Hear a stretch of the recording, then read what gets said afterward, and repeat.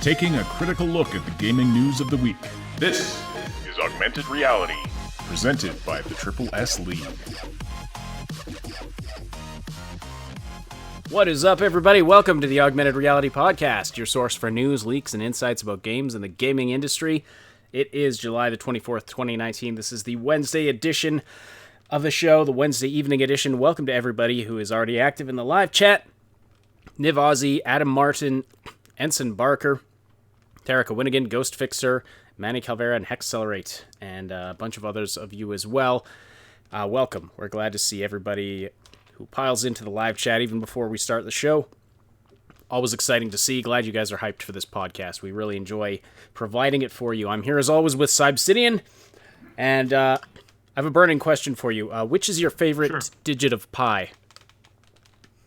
The digit of pi? Well, I mean, I do prefer the 2. You know, it's always a fun one. All right. Thank you for answering that burning question. And we have some interesting stuff to talk about today. So much Cyberpunk stuff is going on. I should mention that's the 1,243rd 2 within the. There isn't a sequence. 2 before that. Oh, the 1,000. Oh, that number. The 1,000th. Yes. The 1,000th 2 of pi. Gotcha. Yeah. All right. And which digit is that? That's a ways in. I can't. Not off the top of my head. I can't recall the exact placement. I'd be within like 2 or 3 digits, I think. All right, 2 or 3 digits. Sorry, that was completely random. Anyway, so lots of Cyberpunk stuff going on. So we have a lot to talk about with that. Got some other quickfire news. If you are listening live this evening. I guess it is actually morning in some places. Australia, New Zealand. It's middle of the night in Europe, so we don't get a lot of our European audience live on the Wednesday show, which is unfortunate. But if you are listening live, whatever time it is, please say hello in the live chat. Send us your questions and comments there as well. We will read and respond to as many as we can throughout the podcast. And don't forget to slam that like button. It likes it rough. And it tells us and YouTube that you appreciate this content. If you are listening after the fact on one of the audio-only platforms, we're glad you're here as well. We appreciate your likes and follows. It does take us a day or two to get the podcast up to the audio platforms, so if you want the latest info sooner, we encourage you to hit the link in the description and subscribe to the Triple S League YouTube channel. All right, let's jump into it. So we've got some Cyberpunk 2077 news that we're going to get to in a minute. We also have some Cyberpunk Red news. So that is...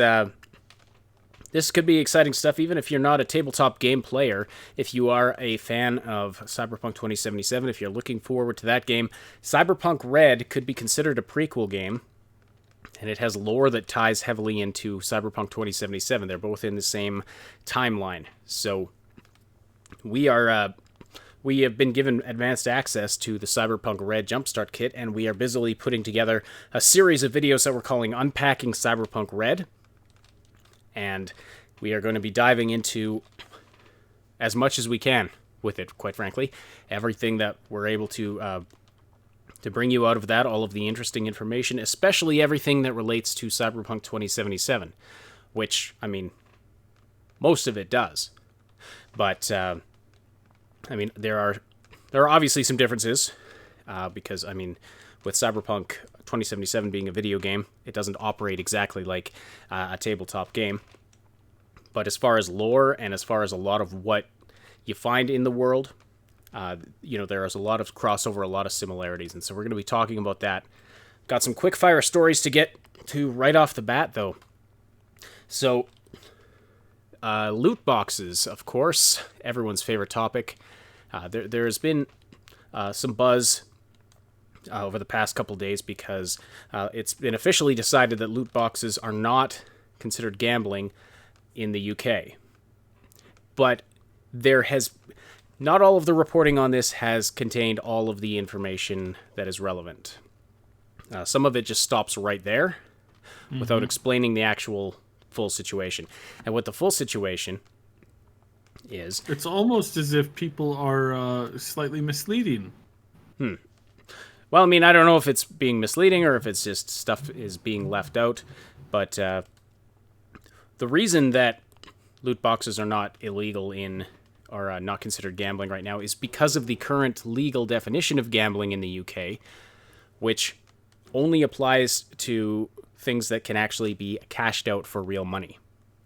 So that's the current legal definition, and so under that definition, in-game loot boxes cannot be considered gambling.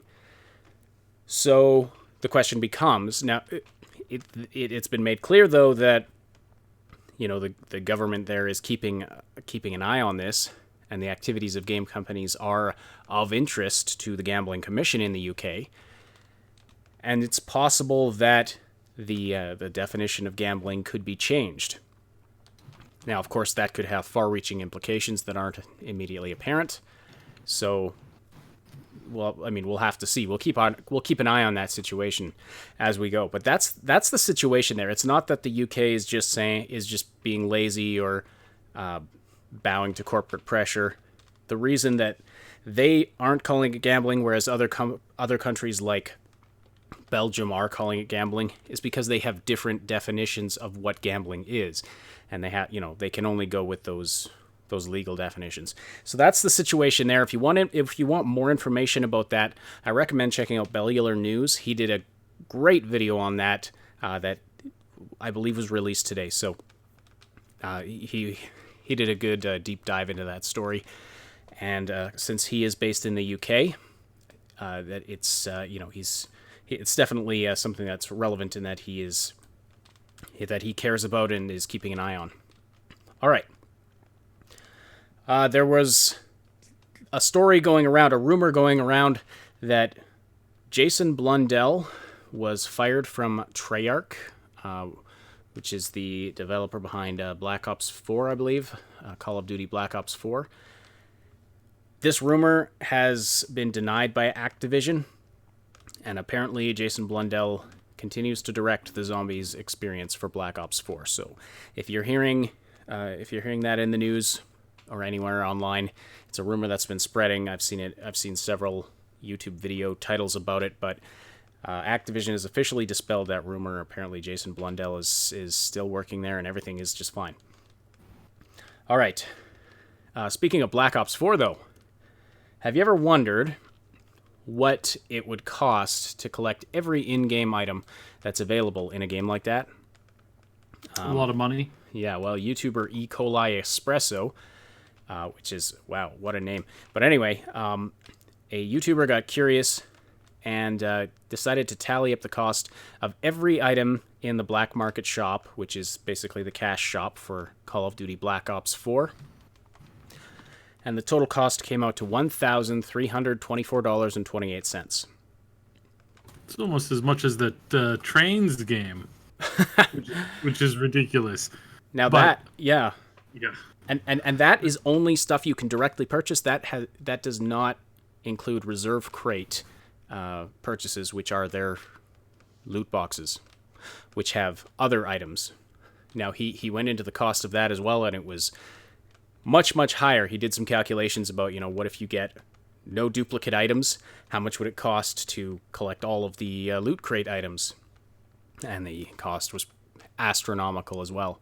So anyway, you can check that out if you're curious about that. But yeah, it's kind of ridiculous. It's I think I read it's just this value, the $1,324 is something like 22 times the cost of the base game. So it's pretty crazy. It's just, yeah. What do you even say about that?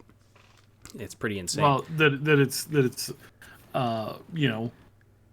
it's basically addictive or exploitative. It's way too much. The train game, I kind of get that. There's some licensing stuff that they have to do with that.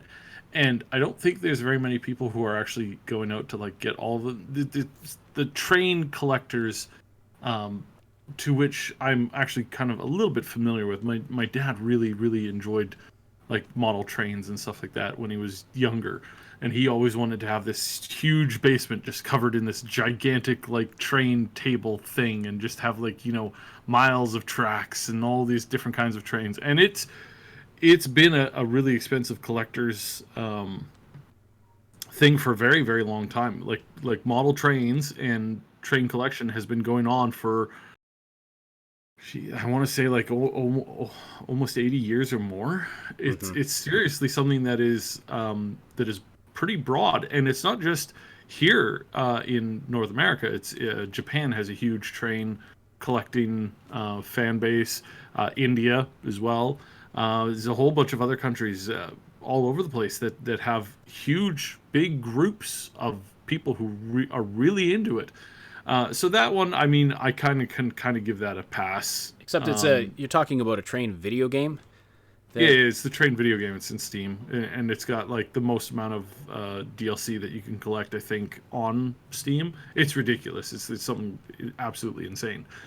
But that's because it's always kind of been that way. So I'm not too sure about that. But yes, no, this is still a problem because it's very exploitative. I also want to say thanks to Paul Young. First time listening from Wisconsin, and I love Wisconsin. It's a great place to visit, and yeah, it's really nice there. So thank you for stopping by and for the support too. Hello, Wisconsin. Also see Ruben Sedgwick in the chat saying, "Yo, from Ireland, it's 3:11 a.m. and you're listening live." Well, thank you for your devotion there. Thanks so much for tuning in. Glad you appreciate the show. All right. Final quickfire bit before we get into the Cyberpunk stuff. The GTA 5 casino, in-game casino, has launched and was promptly banned in several countries due to violating gambling laws. So, there you go. It is a situation where you can exchange real cash for chips in the game.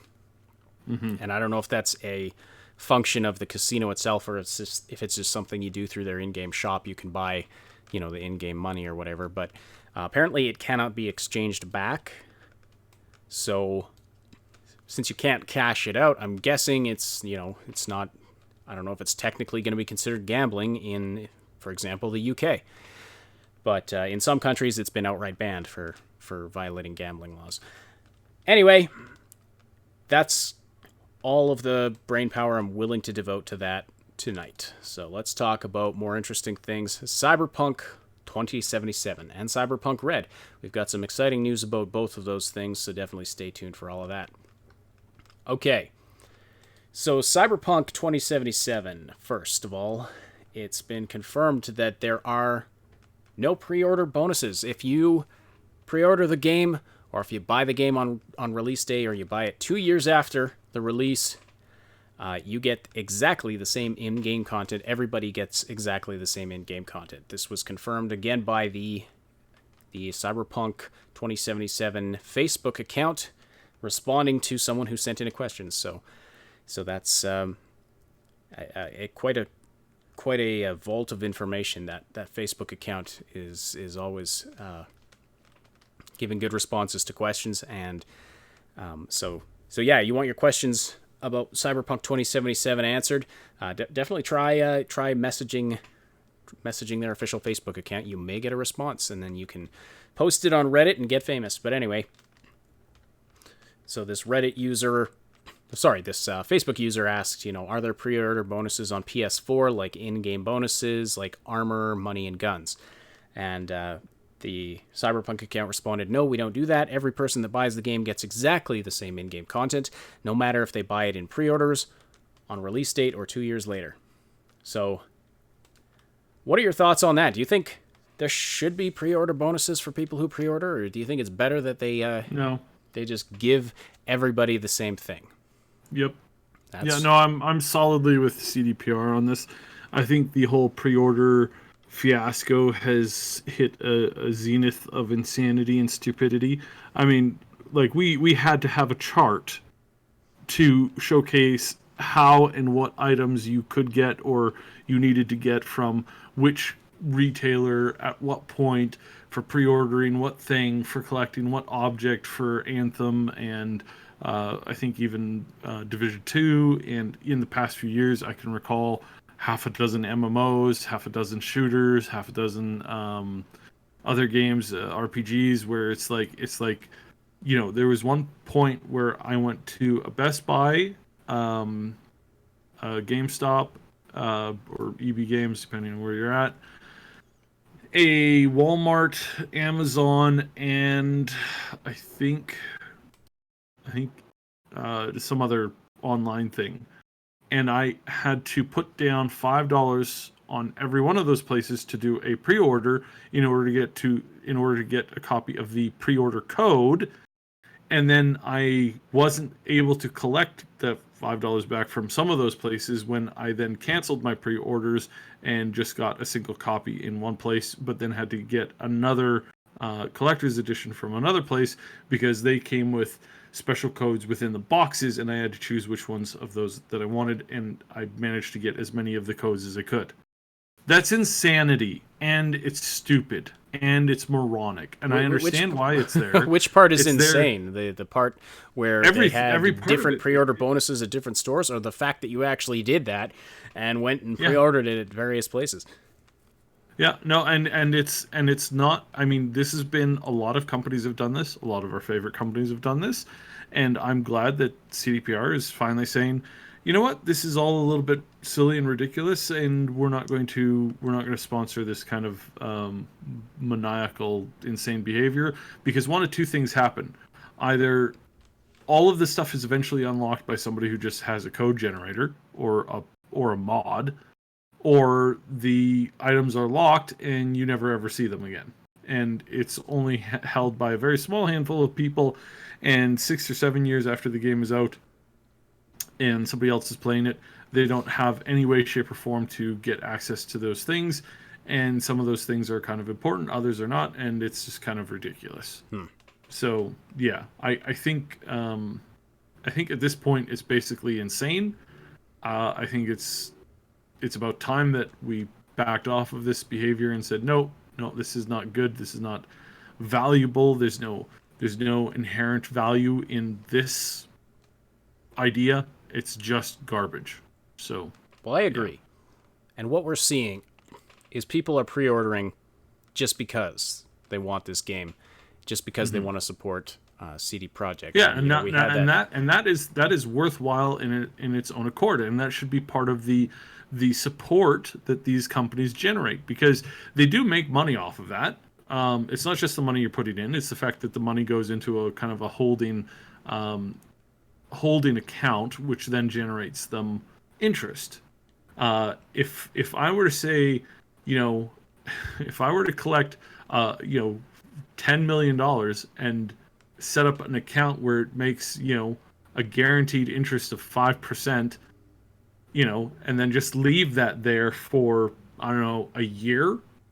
And then if I were to then give back or use the 10 million for the whatever, I'm left with a sizable amount of interest that's just been sitting there. In fact, there's this one kind of pretty decent, it was kind of like an A or maybe a B movie back in the day when it came out, about a theft where they stole 40 billion from the I think it was 40 billion. It was a lot of money from the federal government. And that was the plot of the movie, and it's this girl and this guy, and they stole this money, and after like several months they were being chased. They'd been in prison and they were being chased, and they got out of prison, and then they're all doing all this other stuff and this other insanity. And finally, this one government agent tracks them down, and he's like, threatening them at gunpoint. He's like, "Give me back the money," and she's like, "Fine, I'll transfer it back to you." And she transfers the 40 billion back to the account, because it was this dark money that was supposed to be kept super secret by the government, and the government lost it, and they were really upset. So at any rate, the two of them are. He's like, "Fine, you guys get to live," and he walks away. He storms away all mattered. There was some big event or something that happened, and the two of them are walking away, and he's like, "I can't believe you gave away $40 billion. Why did you give away $40 billion? She goes, "Well, probably could never have lived peaceably with that money. But, I did have like almost, it was like a year and a half or 2 years of interest off of it. It's like any calculation on that, whether it's 1%, 2%, 5%, whatever, that's a lot of money. That is a lot of money that you can make. And so that's kind of the point of pre-ordering. So for companies to do this is a way of us showing them support. And there's a big push that says don't pre-order games. And I, for the most part, generally agree with this, unless you really, really trust the company. If you really trust the company, then yeah, you can go ahead and pre-order. It's a way that you're showing, favorability to the company. I would strongly encourage not to pre-order in 90% of the cases. Well, even in this case, I would say there's or more. Yeah, you don't need to. We're not saying you necessarily should pre-order Cyberpunk 2077. But no, but it is your money that, and it is your choice. Yeah, of course it's your choice. A lot of people are choosing to say, yeah, I'm pre-ordering it. Now, it makes sense with the special editions if you want to lock yours down because there's limited numbers of those. We're seeing them sell out everywhere. Yeah. If you're able to pre-order those, that kind of makes sense. But I mean, and let me just be clear on this, just for the plain and simple record. I have not actually pre-ordered the game yet. Yeah, neither have I. We had tried to get our hands on a certain number of collector's editions because we wanted to do a couple of giveaways, but we showed up like stupid us, right? We showed up at multiple stores 15 minutes after the sales went live, and of course they were completely sold out. Show up 5 to 10 minutes after it starts, yeah, good luck with that. That's the insanity, right? That's the absolute insanity of the situation. But unfortunately, we weren't able to get those collector's editions. So I sat back and said, well, okay, well, I'm just gonna sit on it because again, there's no necessary need to other than us showing our devotion to the company and guaranteeing it. And it's probably something I'll do probably later this fall, just because I'll probably have more time on my hands and get it locked down so I don't have to worry about it or whatever. But again, I don't encourage anybody to pre-order, but I also don't think that if it's a company that you trust, that there should be anybody saying, don't pre-order, don't pre-order, don't pre-order. I think if you want to show that respect, that's fine. And if the company lets you down, then that's, an incentive to never pre-order from that company again, is the way that I approach that. Absolutely. Mm-hmm. The other thing to keep in mind, you can pre-order the day before, and it still counts as a pre-order. And if there are pre-order bonuses in a game that you want... For digital, yeah, absolutely. Well, and it's usually there are times when I didn't even realize I was getting bonuses for a particular game because, I pre-ordered like a day or two in advance. Like I went and bought the game so I could preload it, so I could start playing it right when it went live. And I got all the pre-order bonuses because, lo and behold, you buy it the day before, it's still a pre-order. Anyway... I can't even remember how we got... Oh, yeah. So no pre-order bonuses per se, other than that good feeling in your heart that you are supporting a good company. Mm-hmm. All right. The Ether... Again, Sorry, the Ether asks, do you guys think there will be some kind of banking system in... I'm assuming you're talking about Cyberpunk 2077. In GTA 5, there was that fake stock market investment feature within the story mode. If this game surrounds corporations, do you think we might see a familiar feature? Do you know anything about that, Seb? Sorry, say that again. Like, will there be any kind of banking in-game financial system? It's possible. I wouldn't bet on it.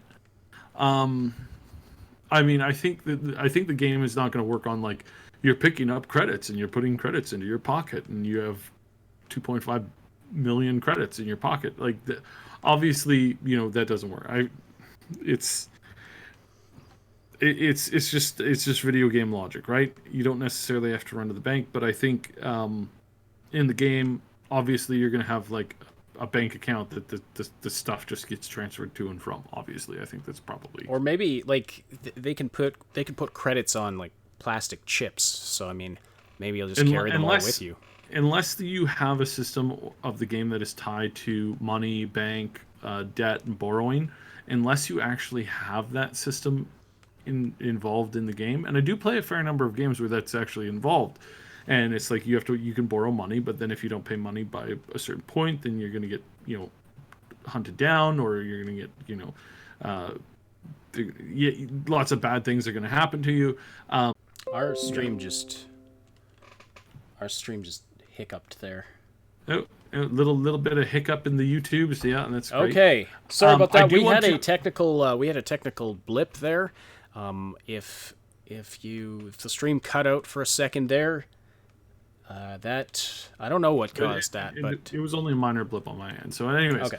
I do want to point out, because this is great life lessons from the Ether in chat has mentioned that if you invest $100 a month from the age of 25 till the age you are 65 for 40 years in a good growth stock mutual fund or a Roth IRA that averages probably like 12%, 10 to 12%, you would retire with $1.1 million or a little over. Mm-hmm. And this is absolutely 100% accurate. I encourage everybody to invest as much as you can. The more you can do that, the better it is, and the better it is for you. So, cool life lesson from our chat. Thank you very much, Ether, because that is 100%. But no, as far as the idea of us having a banking system within the game, again, only if it ties into the game in some way. And it can be a small way, it can be a major convenience way. It just is something that is largely ignored, because when was the last time you had a good time going to the bank to withdraw money? Well, like when was the last time you had a pleasurable experience going to the bank and doing bank? Not I got a huge paycheck and I'm staring at a long list of zeros in my bank account, right? Not that kind of a thing. Just going to the bank and having to deal with a teller, or to have to deal with an ATM. When was the last time that was something that you got back in the car and you said, that was just a really pleasurable experience. We chatted about the weather, and they they commented about my tie, and it was just great. Like, that doesn't happen. People No, but I don't think that's what Ether's talking about either. I think that it's more about, could you say invest your money in the stock market, in the whatever the equivalent of the Cyberpunk stock market is, and I really doubt it. Try and gain. I really doubt it. And I doubt it too, because thematically, the essence of being a cyberpunk is being anti-corporate.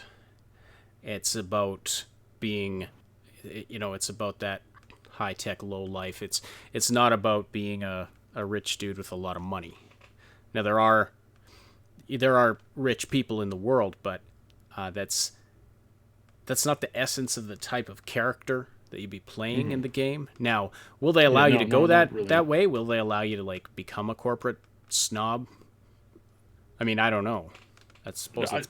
Again, it's a question about resources, time, management for development. It's just not going to happen with the direction and the amount of time that they have. Now, yes, there is a tool or a way to look at or to function that with mods that might get us that kind of content later on down the road, and it might actually be really, really cool and really, really awesome. But as of right now, I really don't think so. Okay. All right, and then the Cyberpunk Twitter account put out another video with Miles Tost, who is he's a level designer at CD Projekt Red, and he was talking about the nanowire, which is a particular cybernetic or piece of cyberware that you can get in Cyberpunk 2077. And you may not be aware of it, but we've already seen the nanowire at work. But you may not know what it's called. Maybe you even missed it, because I don't know if you'll recall, but when Keanu was on stage at E3 and he pointed up at the screen to, and they played the little video that announced the release date, they showed a bunch of gameplay footage first. They showed little snippets of gameplay footage. It was a rather they were showing rapid that fire. It was rapid fire as he was out there talking about it. And this is one of the few ones where the camera in the audience actually caught that little bit. So we actually have seen kind of it used. There was a tiny little clip of it that's gone around the internet a couple times. I think we talked about it before a couple of times. And yeah, it's basically kind of like a stealth band Spider-Man thing, and you can hack things with it, but you can also like dice things up with it, because if it's a if it's a mono wire, then you can always do that. If it's just a nano wire, then you could probably do that too if it's made out of something really strong. So yeah, this is again something that we've been expecting, something that we've been hoping to see, and turns out we're probably going to have it again. It's going to be a big, important thing. And we do have an update on this because I believe this is one of the ones that are mentioned in CD Projekt Red's, not CD Projekt, sorry, Cyberpunk Red, which is the pen and paper that bridges Cyberpunk 2077 from CD Projekt to the actual pen and paper game Cyberpunk 2020 by creating a new pen and paper game, which is called Cyberpunk Red, and it takes place between the two and is going to tie up a lot of lore ends.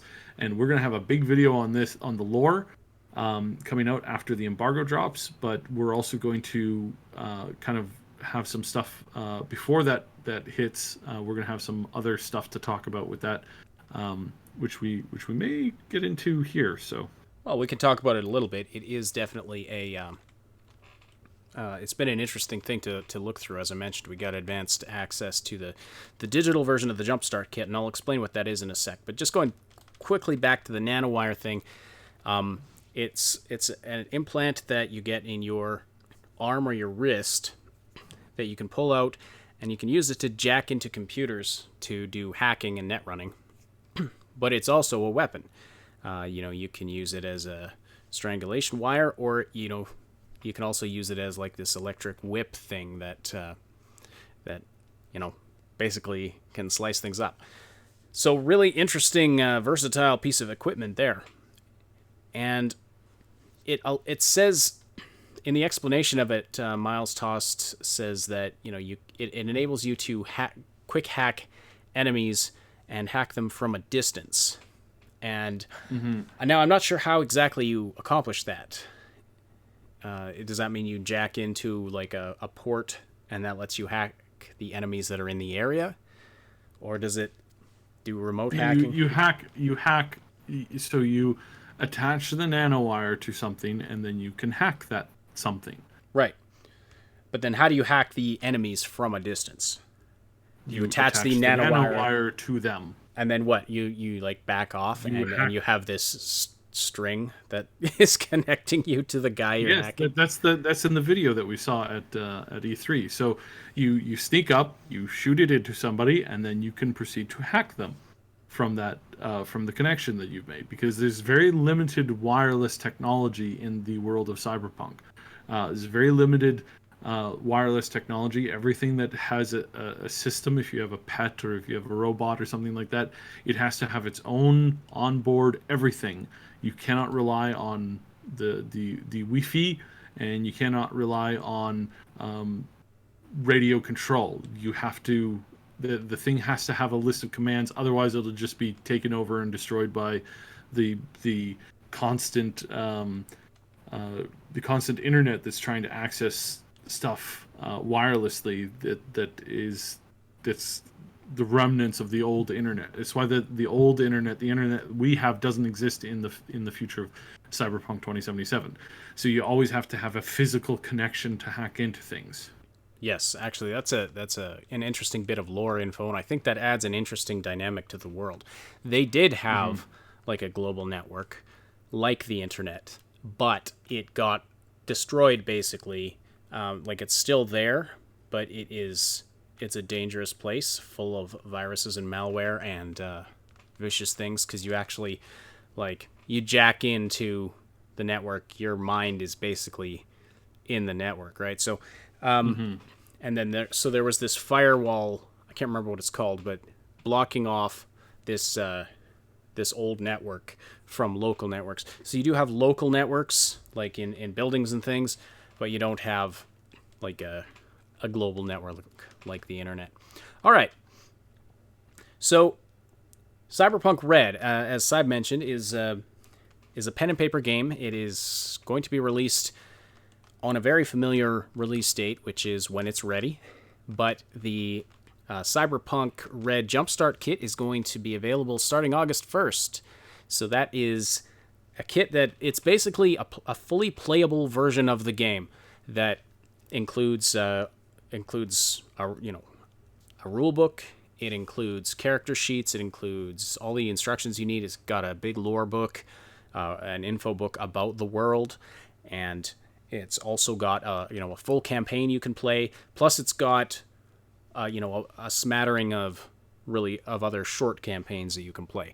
So it's a fully playable version of the game. Plus, they have a lot of info in there for people who want to be game masters, who want to create their own campaigns. So it's really versatile. There's an impressive amount of stuff in there for a starter kit. It really is. And yeah. You get the costs again, because we're getting this question again.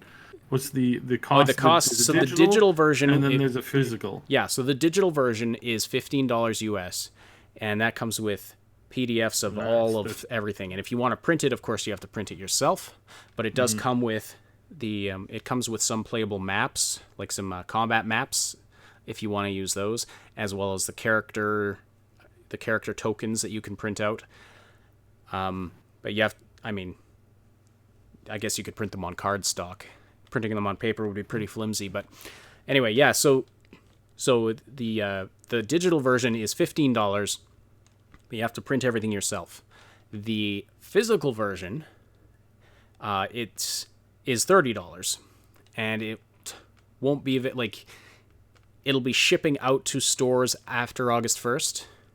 So they're not going to be immediately available unless you happen to be at Gen Con. I don't think Jay told us if they were actually selling the physical copies there or not, but they are. They are? Okay. So they have a huge supply of them at Gen Con, and they will be hopefully selling every single copy. So yeah. So if you happen to be at Gen Con, you could pick one up there for $30. That comes with all of the same materials as the digital version, except you get them all pre-printed. You get the character tokens they're made of a thicker cardstock. So they're like normal kind of like board game tokens or characters or whatever. So, they're not flimsy at all. And you get plastic stands for them. So those will be of nicer quality than what you get in the digital version, just because, of how they're able to manufacture them. Plus, the physical version comes with a set of Cyberpunk-themed dice. So you get the dice included, and it's a custom, specialized set of Cyberpunk dice that they had manufactured specifically for this. So that's what you get in the physical version. Just searching my memory banks to make sure that I'm not missing anything. But so they've got some really cool stuff that really is going to affect the your knowledge, and it's going to have some stuff that's obviously going to be affecting the game once it comes out, the video game as well. So it's not a perfect copy over. There's going to be some abilities and some things that are active in one of the versions that's not active in the other. But just to give a very quick tease, there is a big section within the full book that is titled Life Paths. So that's as much as we're going to say for now on that particular thing. But there is this huge thing in the game that that in the book that covers the life path portion. And this is a really cool system. It helps you create a background. It helps you create friends and enemies. It's really cool. So I'm really stoked to see what everybody thinks of this once it comes out. And we know from some of the same vernacular that's being thrown around that some of these things are going to come into play in the Cyberpunk 2077. So this is, if you're really excited for 2077, pick this up, at least the digital version of this. Pick up the digital version, and just you get to read through and play with some builds, and you'll have an interesting thing. And if this really is their next game series for the next 10 to 15 years, then this is a really important part of history that, again, $15 you can grab a copy of this and you'll have this for life, and this is really cool. And you like I really like the way that they're doing this and the way that they're handling this. So I would definitely recommend it because it's pretty awesome. They have a bigger edition coming out down the road, which is going to even have more stuff. Yeah, so it's, that's the full version. So the full version is still coming. Cyberpunk Red is not like this. Isn't if you pick up the Jumpstart Kit, it's not the full version of Cyberpunk Red that's coming. They have a core rule book that's coming down the road, which is going to have expanded rules, expanded past what's available in the Jumpstart Kit. But so you can think of the Jumpstart Kit as almost like an early access, but it is it's fully playable. It's just some of the rule, specific, for instance, with character creation, they're going to have they have one basic method of character creation in the Jumpstart Kit. They're going to have 2 more advanced methods of character creation in the core rule book that comes down the road. They're also going to have 3 more classes available in the full game, the core rule book. So those two, I'm using those 2 terms interchangeably. But yeah, when the full game comes out, there's going to be 6 total classes that you can play as. 9. There's going to be 9 total classes you can play as. There are 6 available in the Jumpstart Kit. Unfortunately, we don't know when the full version is coming. And just to clarify,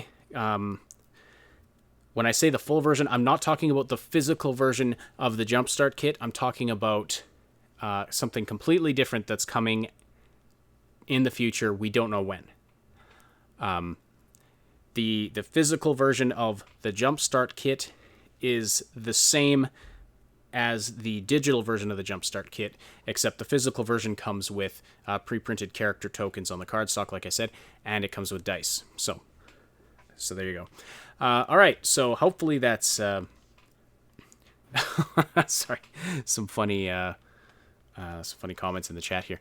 So hopefully that's clear. But anyway, yeah, the real key thing to take away from this right now is that Cyberpunk Red is bridging the lore between the original Cyberpunk pen and paper games, which came out. The first one came out in 1988. So that was just called Cyberpunk, the role-playing game of the dark future. It is sometimes now referred to as Cyberpunk 2013. The next edition of the game was called Cyberpunk 2020. You've probably heard of that one. I think it's the most popular one. There were a couple of other editions after that, but those have been officially declared to be an alternate timeline that are not connected to what comes after. So Cyberpunk 2020, the timeline from Cyberpunk 2020 goes into Cyberpunk Red, and that same timeline carries on into Cyberpunk 2077. So this is really exciting because the time between Cyberpunk 2020 and Cyberpunk 2077, you got over 50 years of history in there. It's like, well, what's happening in all that time? Cyberpunk Red is going to fill in a lot of those gaps. So, all right. What else do we have to say about that, Cyb? I do want to throw in just 1 or 2 things here. So you know what? I'm going to, because we have to be a little bit careful about what we talk about. There is an embargo, but we have been given the okay to talk about some things. So I am going to cover net runner abilities. I'm not going to go in for word, but I'm going to give you a list of them and we're going to kind of talk about that. And then I'm also going to list off a big number of, let's do weapons. So I'll list off all the weapons. The weapons, like the more there is other things other than weapons than the weapons that I'll be talking about. But here we go. So all right. So we and again we have to be careful.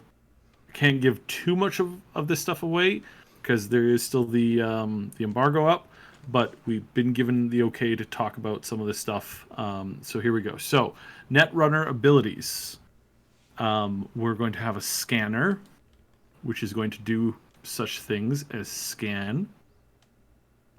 There's going to be another ability called Backdoor, which is going to allow you to do things.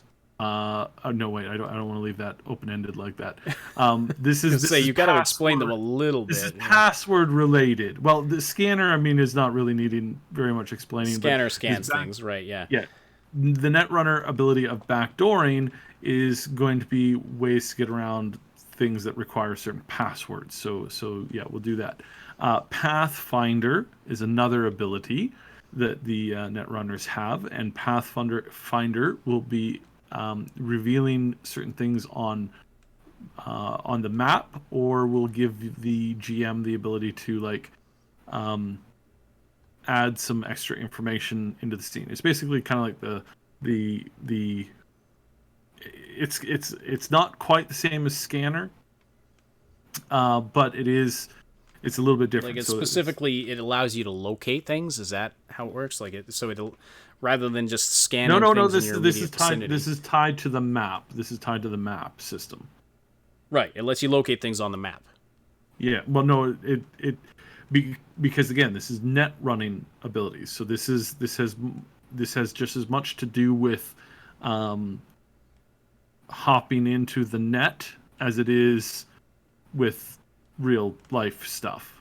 Okay. So just to clarify, we're talking about Cyberpunk Red abilities right now, and we'll talk about how this ties into Cyberpunk 2077 when Cyb's done here. Okay. Mm-hmm. So this is showcasing the map of the network and the architecture, and allowing you to find your way through. Again, this is Netrunner abilities. So again, because I don't think I'm making this clear enough, because this is not physical world stuff. This is stuff that you're doing in the digital world. Okay, gotcha. So that applies to all of these abilities that you're talking about. Yes. So this applies to all these abilities. So all right. So then there's Slide is a program called Slide, which allows you to flee combat. Let's just say that, because again, I can't go too much into this. This is going to allow you to flee combat. It is tied to your perception, the program's perception of the programs that you're fighting in this world. Zap is going to be an ability that obviously does kind of what you think it would do. So this is kind of an attack type thing. ID, that's EYE / DEE. It's this is for obviously you're looking for a particular file, video, or a particular piece of information, maybe a password for something else. This is going to allow you to kind of figure out what you have and if you found what you're looking for, basically. Control. This is the ability to control things that are either attached to a control node or type of action that requires it. So this is going to be kind of again, you're in the digital world. It's a little bit like the physical world. You're running around like Johnny Mnemonic style, like hacking programs and stuff like that. Control, obviously, kind of, think of what Control does, right? You're going to be able to take control of certain things and certain systems and whatnot. Is that where you can hack it? Is that where you can control turrets, control cameras, that kind of thing? Well, again, this is the digital world. This is not the physical world. Right, but those are interconnected, right? No. This is when you're in the digital world. You're not controlling the outer world. You're trying to survive. This is Johnny Mnemonic style of running around in a digital space. You're trying to get information that, or you're trying to access something to, you could be doing all of this to access the control for a turret. Okay.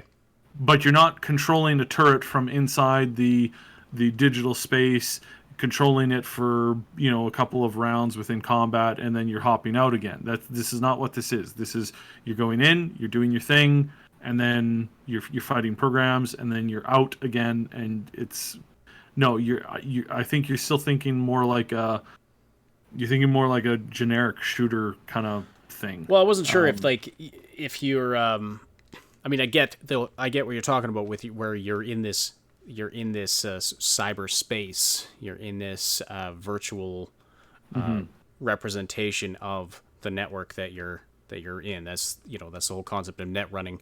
You're actually running in the network, but I wasn't sure if that's meant like you could control things that are connected to that network or what. But anyway, carry on. So then there's another ability called Virus, which you're gonna add, which is. So this is kind of like a.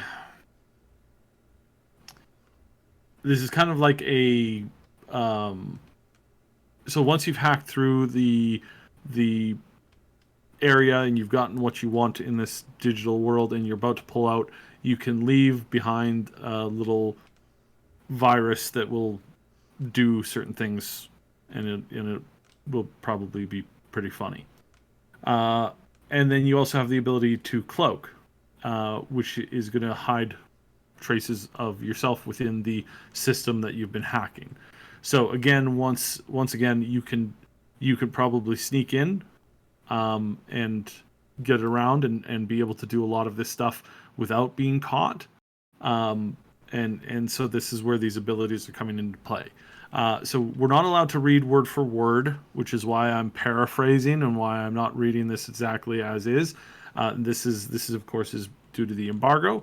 So this is me trying to quantify it down. So that's the net running abilities that specifically have to do with net running. There's a couple other things that you're going to encounter when you're doing this stuff. There's control nodes, there's passwords, there's a certain thing called a hellhound. There's files that you have to search and have to look for. Then there's a couple other things too. There's a couple of different programs that you fight. There's boosters, attackers, and defenders. And these are things that you'll be encountering in the world. Now, this gives us the first kind of peek into potentially what we will see gamified into Cyberpunk 2077.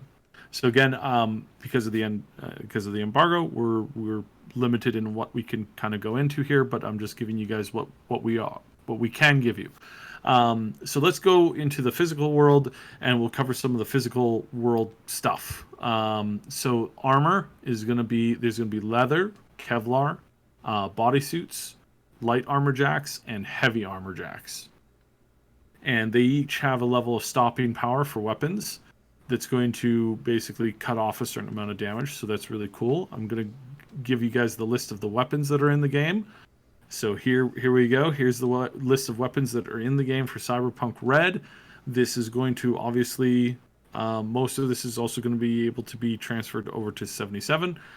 We've got Cyber Arm. So, I think we've all seen what those are. We've got a knife. We've got big knucks. That's a melee thing.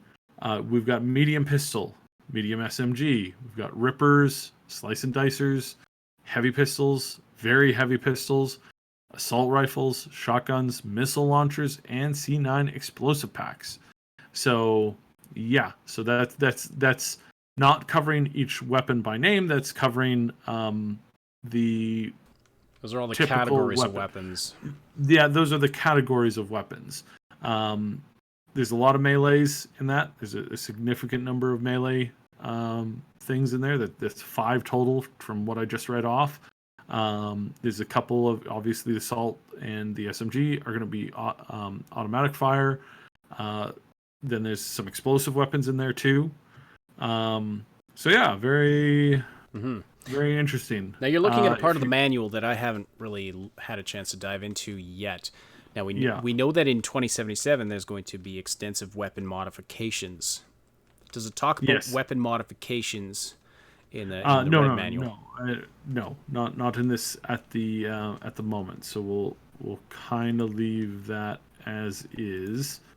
And again, it's like I have to be careful because we've been asked not to share some stuff, and we want to make sure that we don't share that important stuff. But we want to make sure that we're giving you guys a touch of some really cool stuff and kind of reacting to it. So yeah, it's pretty good. Like, this is definitely worth picking up. I think we can name all of the classes. So this is the updated list for classes in Cyberpunk Red. We've got Rocker Boys, Solos, Netrunners, Techs, Medias, Lawmen, Executives, Fixers, and Nomads. There's nothing really surprising in there, but that is the official list again. And there are additional ones coming in the larger version of this. That's going to come out. Three of the ones you just sometime next listed year. are like, they list all 9 there, but the lawmen, the medias, and the what was the other one? Corpos? Medias, lawmen, and execs. Those 3 are not playable in the Jumpstart Kit. They will be coming in the full version. The core book. And then there's, of course, like I said, there's going to be expansions and whatnot coming for this down the road, much later down the road. So, but yeah, essentially this is looking really solid. This is looking really good.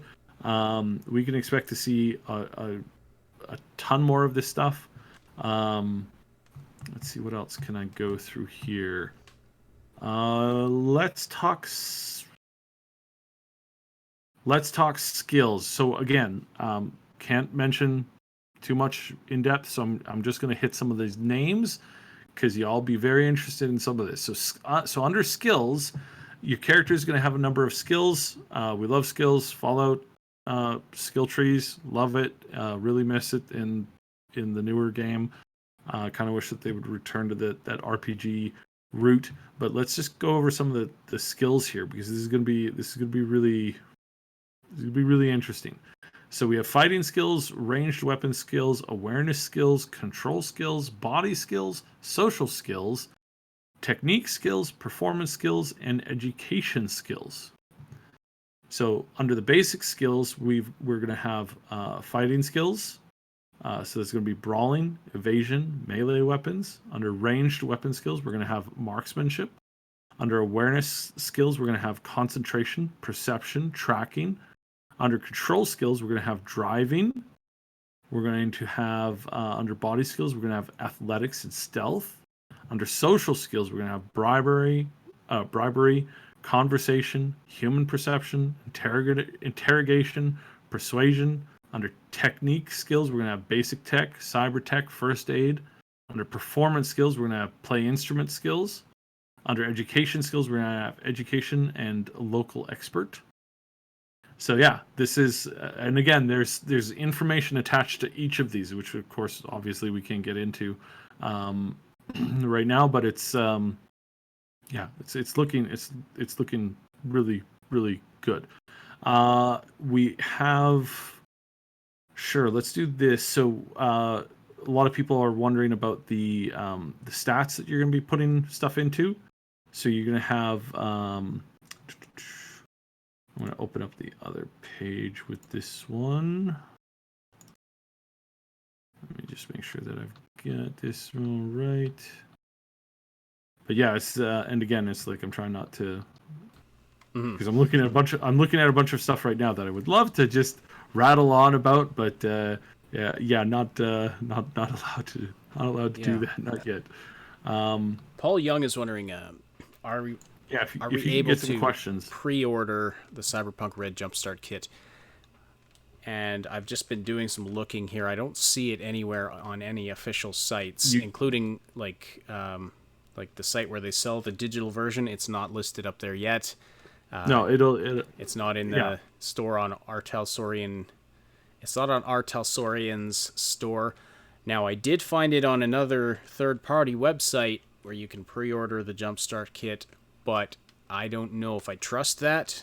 I don't know if it's an official sanctioned retailer or if it's a scam. So I would say, like, if you go to ourtalsoriangames.com, by the way, make sure you go to ourtalsoriangames.com, not talsoriangames.com. because that is that's a separate site that is it's a scam site basically. So make sure you only go to the official. It's unfortunate that they have to deal with this kind of stuff. Yeah, exactly.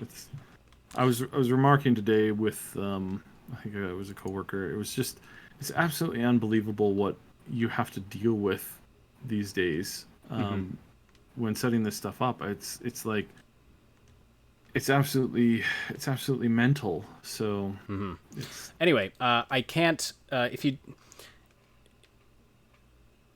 Oh, you even saw that site and it looks sketchy. Hey, yeah, I'm not seeing it on any of the official sites, either our Talsorian Games' site or the site they sell the digital version through. I can check with Jay, but I kind of doubt that there's an actual pre-order version for it. I think that it's I really don't think there's a pre-order version of it. Just catch them when it goes live. Follow our Talsorian on Twitter. I believe I'm just gonna actually make sure that we get this right. So I'm actually gonna post their well, here I put their website in the chat there, rtalsoriangames.com.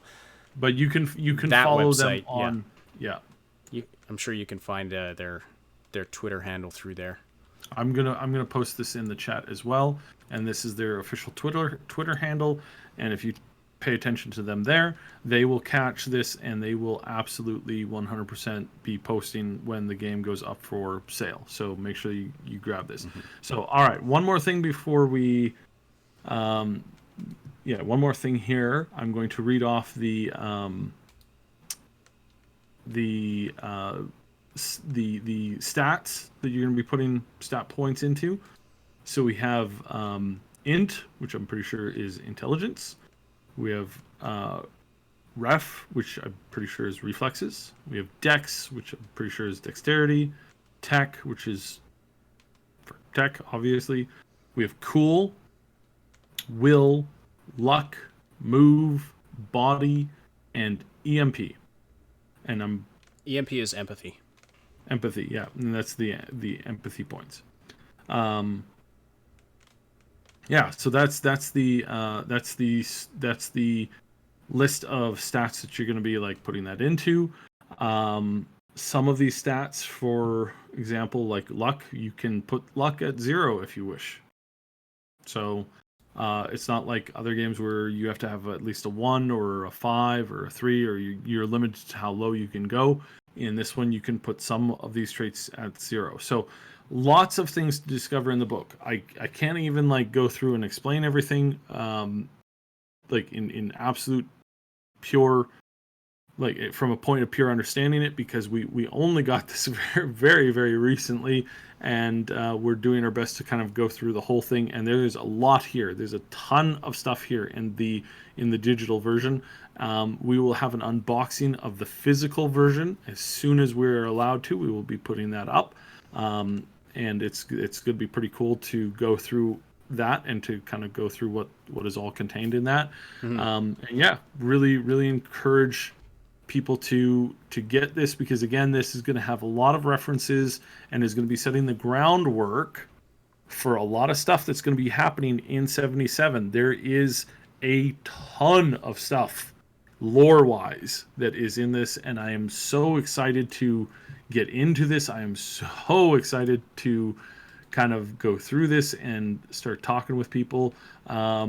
So yeah, also quick shout out for we are looking for some voice actors and or actresses. So if you're interested, hit us up in the Discord, hop on and give us a shout, or you can email us through our business email. But yeah, there's tons of stuff going on here. We're going to be doing deep dives on this stuff. We're going to be getting into this really, really deep, and it's going to be pretty cool. Yep.